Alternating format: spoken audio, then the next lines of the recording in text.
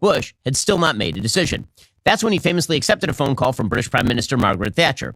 "Remember, George," she said, "this is no time to go wobbly."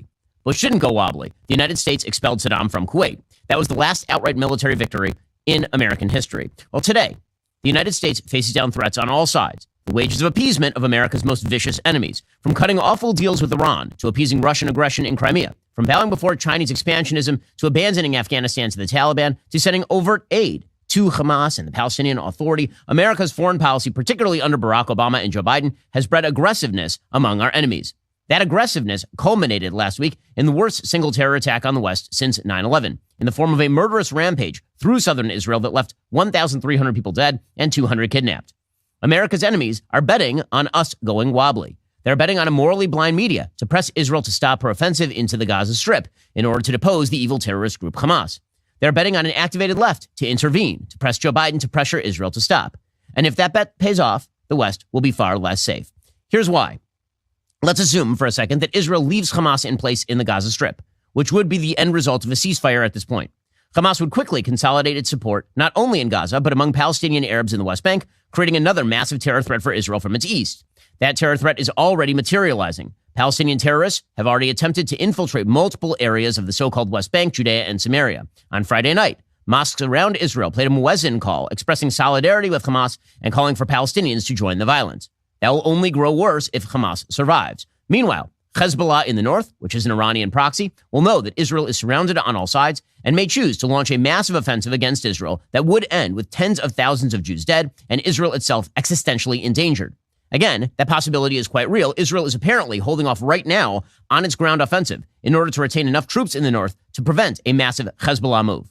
If Hezbollah jumps in, Israel will respond with everything in its arsenal, as it would have to. Iran, then presumably with Russian and Chinese backing, could enter the conflict. At that point, nuclear conflict would certainly not be off the table. Israel will not allow a second Holocaust to take place without using everything in its arsenal. In fact, an Iranian attack on Israel could turn into a next stage Sunni-Shia war, thanks to Iran's increased regional power. At some point in this chain of events, America would inevitably be dragged directly into such a war. Meanwhile, the world's oil supply would be radically decreased, crashing the global economy. So that's what one path looks like.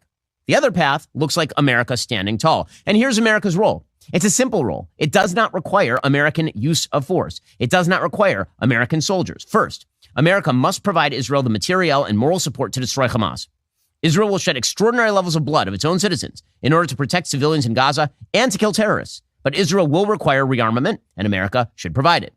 An Israel wounded by Hamas is an invitation to broader regional and possibly global conflict. Second, America must use our diplomatic might to push to alleviate the situation on the Arab side. We ought to be pushing Egypt to open its border to refugees to minimize civilian casualties. We should be pushing Turkey to accept refugees. After all, they accepted 3.5 million of them from Syria. America ought to leverage Qatar into turning over Hamas's leadership to an international body or to America itself and push Qatar to get Hamas to release American and other hostages held by Hamas. Third, America must deter other actors from escalating this conflict. Presumably, that's why Joe Biden himself is visiting Israel and why America currently has aircraft carriers stationed in the Mediterranean. An ounce of prevention will be worth kilotons of cure.